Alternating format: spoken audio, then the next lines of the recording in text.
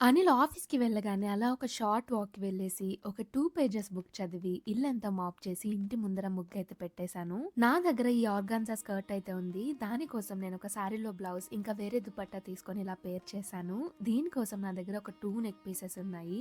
ఏది వేసుకోవాలో తెలియక, ఈ బుట్ట కమ్మలకి ఫ్లాట్ అయ్యి, ఈ నెక్ పీస్ అయితే చూస్ చేసుకున్నా. ఫైనల్‌గా నా అవుట్‌లుక్ అయితే ఇలా ఉండిందనమాట. అలా కొన్ని ఫోటోస్ అండ్ వీడియోస్ తీసుకున్నాక, పోలి అయితే కుక్ చేయడం స్టార్ట్ చేశాను. పూర్ణం అయితే రెడీ చేసుకున్నాను. అనిల్ వచ్చేలోపు పోలి చేద్దామని చూస్తే పాత్రలు చాలా ఉన్నాయి కడగాల్సినవి. అవన్నీ కడిగేసి పోలి స్టార్ట్ చేసే లోపు అనిల్ వచ్చేసాడనమాట. ఇంకా అనిల్ కూడా నాకు వంటలో హెల్ప్ చేశాడు. నేను తడుతూ ఉంటే అనిల్ కాలుస్తూ ఉన్నాడనమాట.